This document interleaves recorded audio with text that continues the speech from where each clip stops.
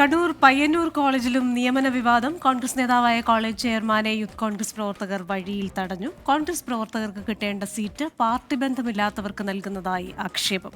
വിവരങ്ങളുമായി കണ്ണൂരിൽ നിന്ന് സജോ ദേവസ്യാണ് ചേരുന്നത്. Sajo, good evening again. എന്താണ് വിവരങ്ങൾ?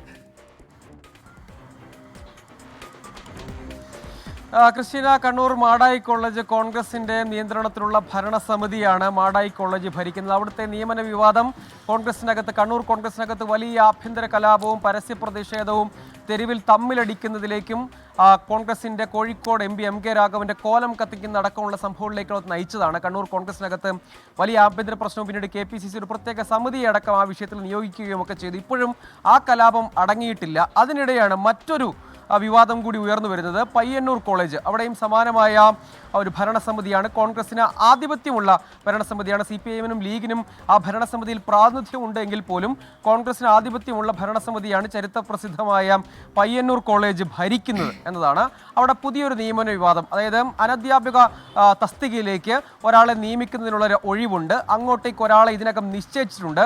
ആ വ്യക്തി പക്ഷേ CPM-കാരനാണ് എന്നതാണ് യൂത്ത് കോൺഗ്രസ്സുകാരുടെ ആക്ഷേപം.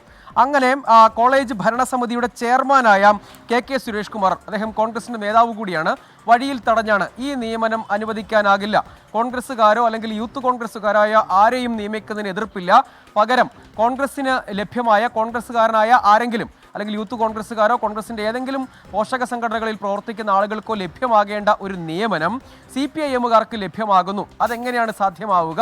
അവിടെ മറ്റ് CPIM-കാർക്കും ലീഗുകാർക്കുമൊക്കെ കോട്ടയുണ്ട്. അവരുടെ കോട്ടകളിൽ അതാത് രാഷ്ട്രീയ ബന്ധമുള്ളവർക്ക് നിയമനം ലഭ്യമാകുമ്പോൾ ഇവിടെ പക്ഷേ അതിന് വിപരീതമായ കാര്യം സംഭവിക്കുന്നു. അത് അനുവദിക്കാൻ കഴിയുകയില്ല. കൂടുതൽ ശക്തമായ പ്രതിഷേധം പരസ്യ പ്രതിഷേധത്തിലേക്ക് അടക്കം പോകുമെന്നവർ പറയുകയും കോളേജ് ഭരണസമിതി ചെയർമാനായ കോൺഗ്രസ് നേതാവ് KK സുരേഷ് കുമാറിനെ വഴിയിൽ തടയുകയും ചെയ്തു. മാടായി കോളേജ് നിയമന വിവാദത്തിന്റെ പശ്ചാത്തലത്തിൽ